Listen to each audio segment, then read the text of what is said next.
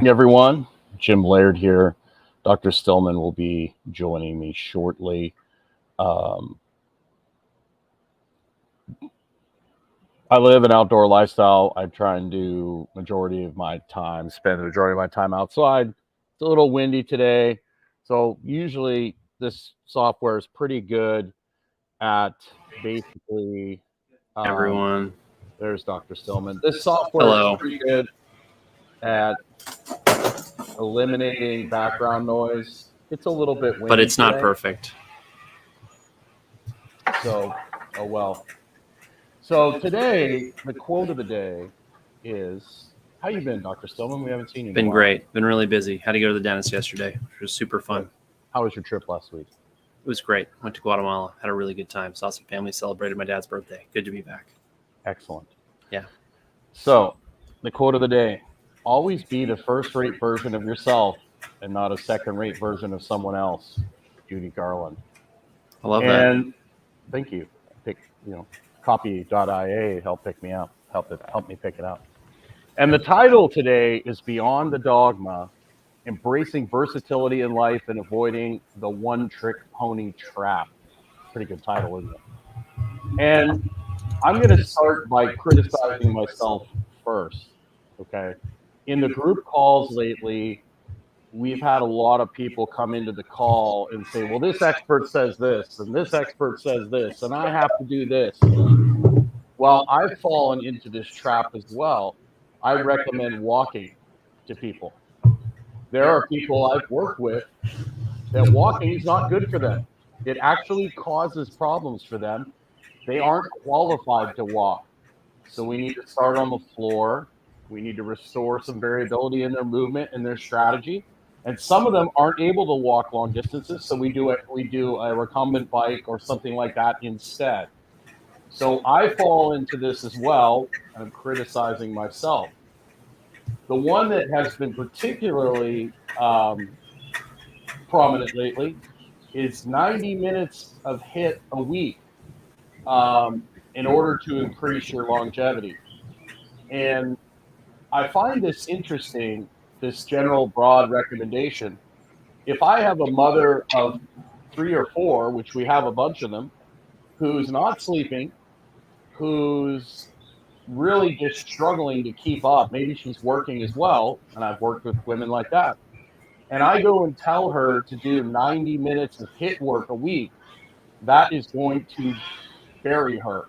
But people will hear this and they'll get it in their mind that they have to do this in order to be healthier, and it might not be what they need in their specific case. And the number of people I've seen over the years that were inhibiting their process by having too much intensity to their program, I made my living off that. So I agree. And we see it in using exercise as just one example. I think it's hard to say if we see more of this in the lifestyle exercise component of what we do or the nutritional component of what we do, as if we can really separate them. But that was going to be my next example. Right. I mean, we have so many people who come in and they say, well, I heard that I can't eat this because of that, and I can't eat that because of this. And yesterday we were on a call with somebody who, I asked her because I was concerned about her potassium intake, which is something that we very commonly see in the practice as being low. People do really well with a high potassium intake across the board. There are going to be exceptions to that. Just to be upfront about that. It's hard for me to find many exceptions to that rule, but they're out there. More on that maybe another time. But most people do really well with a high potassium diet. And I asked her, do you eat any bananas? Do you eat any potatoes? Do you eat any sweet potatoes? Do you eat any other root vegetables? How many servings of cooked vegetables, green vegetables are you eating each day? And then how many servings of lean protein are you having each day? Because when you look at someone's potassium intake, generally speaking, it comes down to those key building blocks for potassium in the diet. And when you don't have significant quantities of any of those foods, you're going to be eating a low potassium diet. So particularly people who are on, for example, one meal a day, they might be getting 30, 40, 50 grams of protein with their dinner.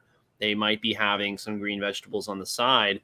those people are headed for a low potassium intake. And if they're doing things like stacking that with, electrolyte remineralization solutions that are heavy on the salt because they're meant for athletes who are losing a lot of sodium as sweat, they can have this very high sodium to potassium ratio that long term basically runs down their energy levels. And it's very common for me to tell someone, okay, you've been eating a high sodium, low potassium diet. We're going to flip that and we're going to put you on a moderate sodium, high potassium diet and get remarkable results. The number one thing I look for in those cases is if the person's tired, because you need potassium for intracellular energy generation because it's essential in water or hydrogen bonding networks in water that create the cellular battery, which we talk about so much.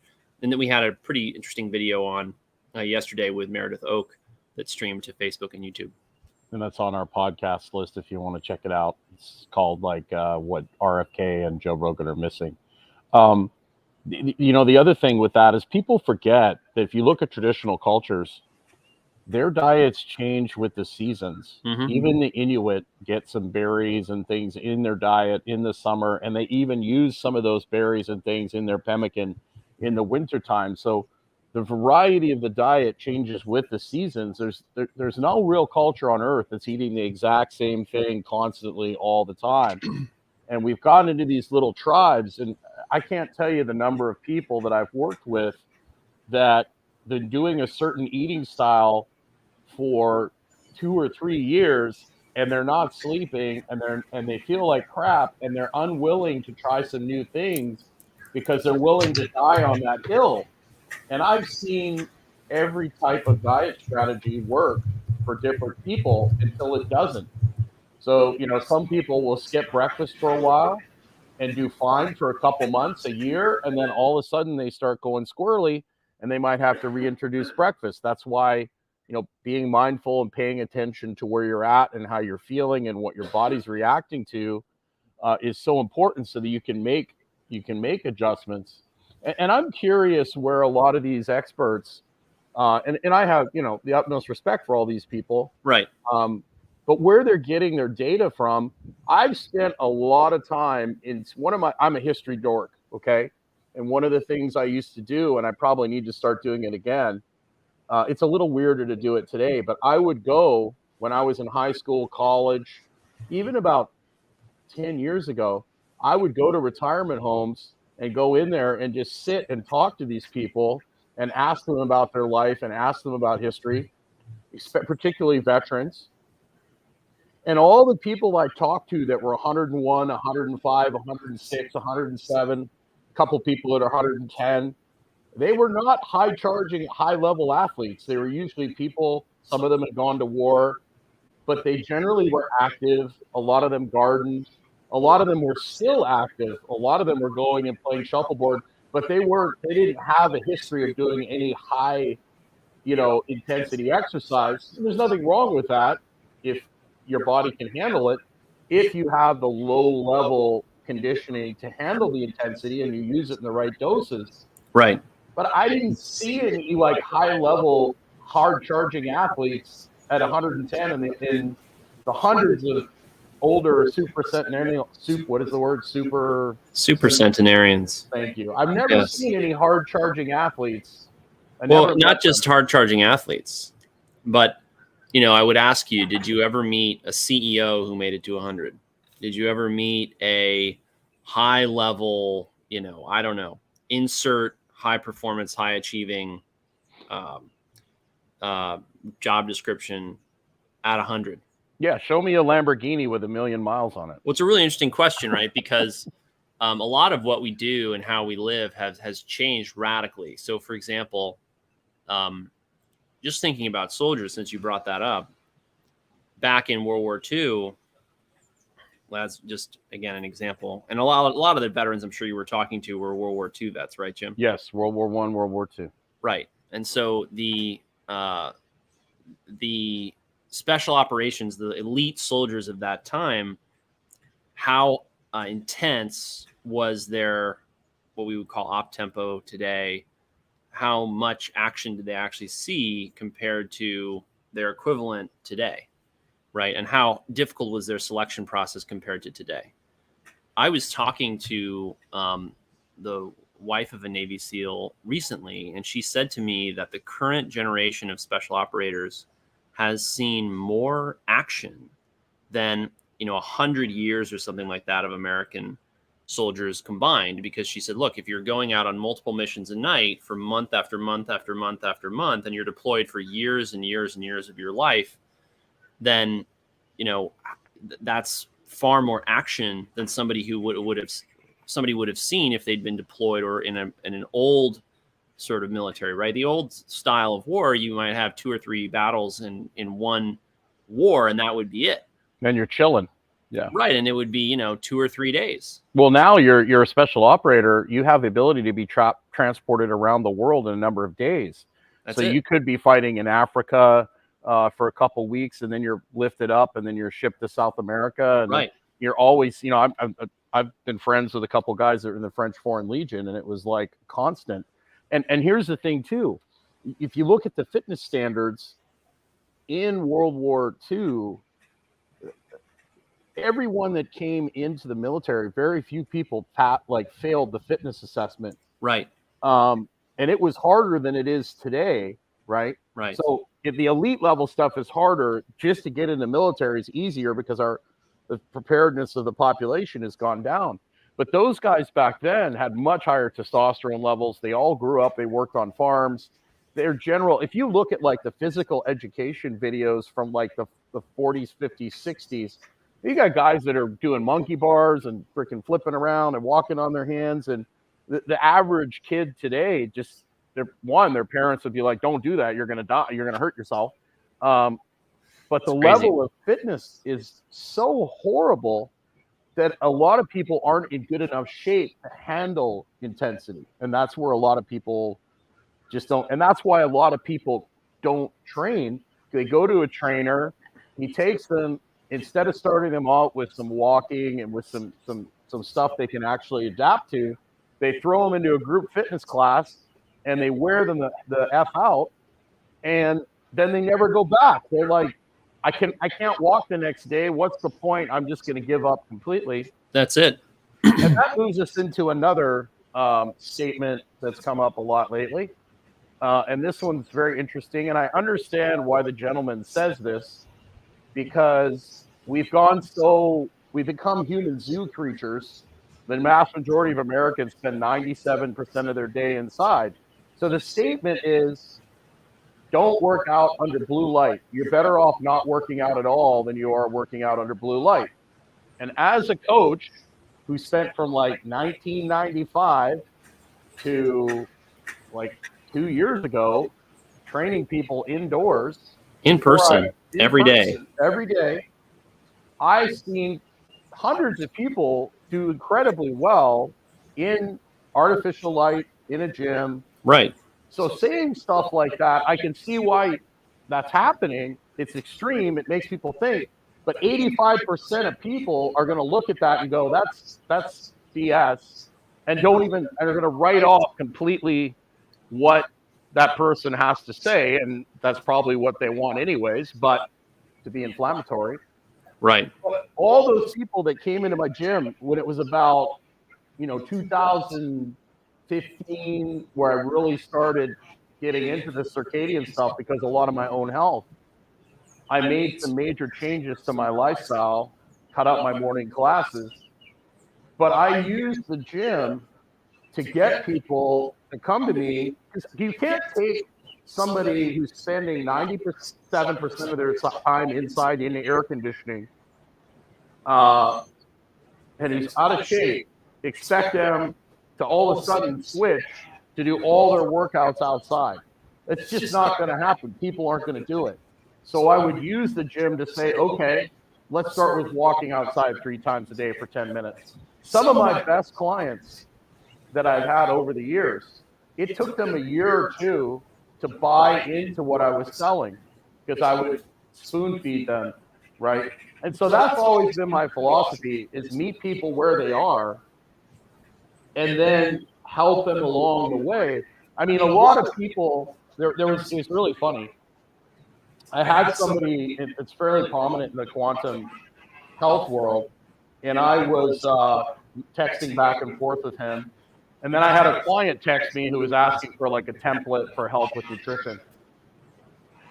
And I accidentally sent the quantum guy Stan Efferding's vertical diet template. And he goes, "Is this what you recommend to clients to eat?" And I was like, "Yeah, that's where we get people started." You know, most people are not going to go from a diet of processed foods and Coke and alcohol and fried foods to eating sardines, oysters, and ribeyes. And neither am I. I'm not going to eat a diet of just sardines, even though I like all those things. Right. And I want a sustainable diet that's more reliable. I'm like, I have to meet these people where they are. Like, for example, if I have someone, we have someone that we've worked with in the practice who is addicted to Coke. The first step was switching to Diet Coke. We did that for a couple weeks, and then a month, and she started seeing the weight come off. She started feeling better. We switched from fruit juices to actual fruit, and then we went from there. And then we slowly started adding protein. So what was his response to the vertical diet? He was like, "Well, I you know, that's not what I would do." And I'm just like, "That's fine, go ahead." But you know, this is where we're meeting people where they are. Right. And we want to give people something that's sustainable that they're going to eat for the rest of their life. And most people are not going to eat oysters and sardines for the rest of their life. And we see so many people coming to us who've been listening to gurus, experts, influencers, pundits, etc., and without really realizing the limitations on the experience of these people. So I'm very clear about my experience. I'm a general internist. I've done a lot of different things in the natural, holistic, integrative health world. I did a lot of different things when I was in conventional medicine and academia. I don't try and pass myself off as someone who's in a subspecialty and knowing everything about that. I still refer to my colleagues. Just last night, I called a colleague in a different specialty to ask them for advice on a case. And I'll obviously refer appropriately, right? But you have to understand that somebody like me is very rare. Most of the influencers you're dealing with have got a very specific niche. They only see thyroid patients. They only see people who are interested in health, performance, longevity. Like high-level athletes. Right, high-level athletes. You know, the example I used yesterday on a call was that, you know, once I met a guy who was very proud of the fact that he was one of Peter Attia's patients, clients, whatever you call it. And this was somebody who was, you know, dropping 6 figures a year on their out-of-pocket medical expenses. That's not the average person. And I said to people on the call, I said, look, if you hear something from Peter Attia with what he's doing with his clients, do you really think that if you're dropping 6 figures a year on your out-of-pocket medical expenses, that applies to you? Like little old Betty on a fixed income at, you know, $40,000 a year, right? These are not the same thing. If you are dropping 6 figures on your out-of-pocket medical expenses, you should, and if somebody came to me and was spending that much and said, look, I want you to help me fine tune and dial it in, I would say, okay, listen, you know, let's look at your day. Let's look at how much time you have and everything that you can outsource about your wellness, coming up with the supplements in your pill box, coming up with, you know, the meals you need to eat, hire a professional chef, you know, have some kind of personal trainer if you want it, whatever. I would have all that outsourced for that person. How on earth am I supposed to get the same results for a single mother of 3 kids who has maybe $50 a month in disposable income to spend on things like supplements and biohacks and wellness gear, right? That I'm going to get for this guy who can spend 6 figures a year. And so people will hear, oh, I have my clients do this. This person's clientele may be completely different from you. And you're just assuming that has to do with you. We talk, I mean, you know, if you're listening to this, we're talking about the general public. You know, I don't really have like hard numbers on who comes to see us, but you know, we have a really wide range of prices for what we afford people to do and who we work with. You know, Jim, working with people in person. I mean, you worked with people who had significant net worth, significant income, and you worked with people who were, you know, stretching or reaching to pay to train with you because they really loved what you did and they really saw the value. Right. And I worked with high-level athletes, and I worked with people that could barely get off the toilet, you know, right. and it's going to change, you know. My expectations for someone that can barely get off the toilet are going to be totally different for somebody who's getting paid $10 million a year to throw a little white ball over a plate, right? So, I mean, it's like, that's just reality. That's right. And I use this exact, well, let me go back to the Diet Coke thing. Sure. In the Diet Coke, once we got her on Diet Coke for a couple months, she lost weight, her PCOS got better. Then we switched her to flavored mineral water. And now she's like, okay, these are foods that I can't live without. So we found a way to structure her diet that managed her PCOS and with going outside and all these things, eating the foods that she loved, where she's having a period, she feels great, she's lost a ton of weight. She's met all of her goals. She's met all of her goals. If I had said to you can only eat ribeye for the rest of your life, she'd have said, screw this. Yeah, people spin out. They it's a little bit like trying to turn a car that's going too fast, too hard. You just have to take your time sometimes. So you do the best you can, and everybody's got different goals, and everyone has different, like I've had grandmothers come into me and say, I just want to be able to play with my kids on the floor without being in pain. I don't need to do 90 minutes of HIIT work a week because it's complicated. And I don't need to do an hour and a half of zone 2 with 3 strength training sessions a day. All she might need to do is a 10-minute floor warm-up every day and maybe 1 strength training session a week, 30 minutes long. Right. And we talk to people a lot about their goals along the way here because, the reality is that most people's goals are not the thing they go to their doctor about. They might go to the doctor about their high cholesterol, as if that was even a problem. That's a story for another day. And in fact, I think I'm going to be doing a master class on that for my next Monday master class. If people don't know what that is, it's over at my Substack. Yeah, you did a great one on iodine yesterday. Yeah, people are really loving the iodine video I made yesterday. I'll put a link to that in the description so people can check it out. So with, cholesterol as an example, patients come in and they say, look, I'm worried about my cholesterol. What they're really worried about is their risk of heart disease and stroke. And what they're really worried about is being disabled by these things and taken away from their family and their job and the things that they find meaningful in life prematurely. And so they're not really interested in their cholesterol. They're interested in optimizing everything so that they're able to do the things in life that are important to them and meaningful to them. And that's where, people will get lost in, well, do I need to do HIIT? Do I need to do this? And do I need to do that? Well, are you already doing all of the things that you really need to do in order to have a meaningful, happy life? Are you getting along with, your nearest and dearest? Do you have a healthy work environment? So rarely am I getting to the point with somebody of, oh, you need to do or add 20 minutes of HIIT, 4 times a week.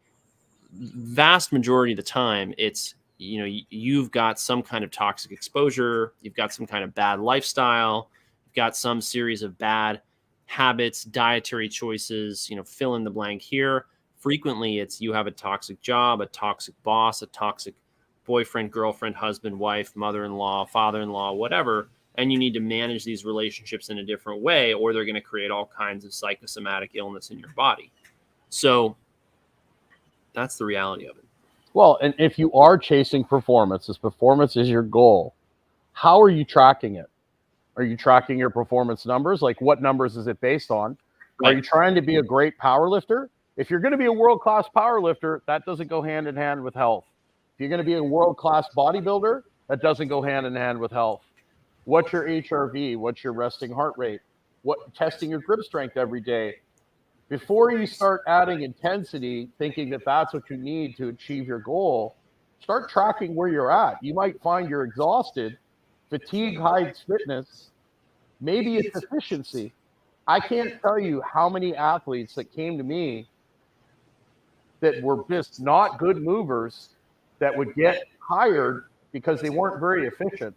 And I was able to clean up the way they moved and make them move better. And all of a sudden their fitness level is better. They're not getting so tired in the game, right? Teaching them how to breathe better. If I could teach someone how to breathe better, they're going to recover faster. I just taught them better by changing the air filter on their car. A lot of people think, well, the answer to getting the car better is driving it harder.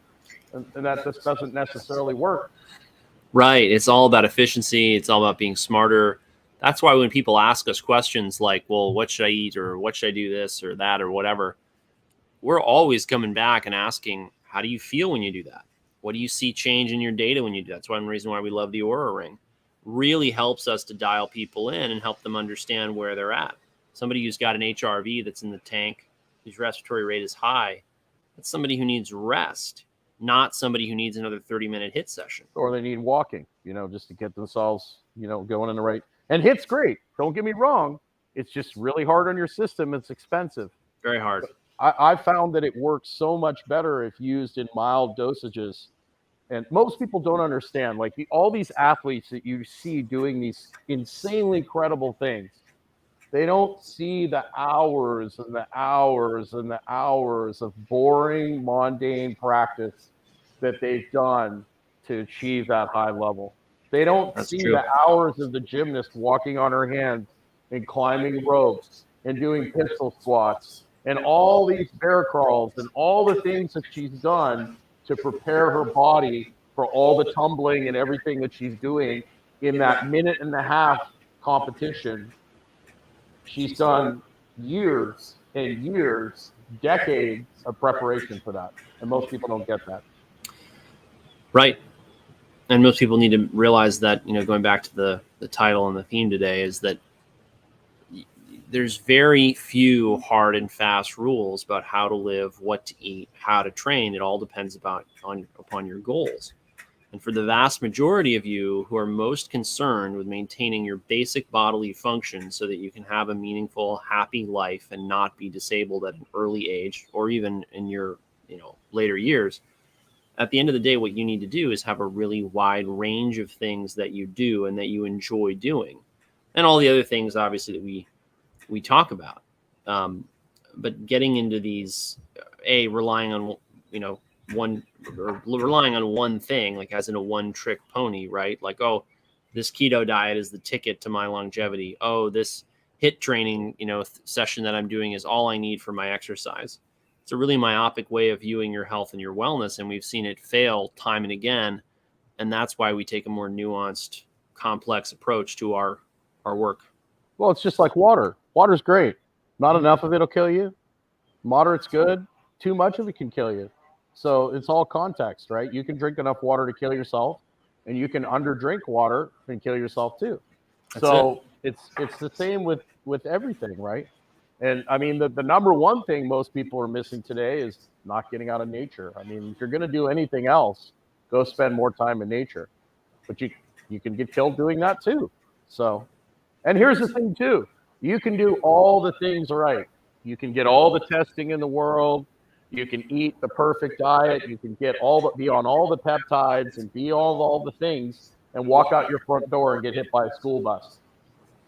That's it. And that's why it's important not to rush and to always look both ways when you cross the street. That's correct. And to have some meaning in your I don't think there's anyone on their deathbed that looks back and goes, if I'd only done one more HIIT session.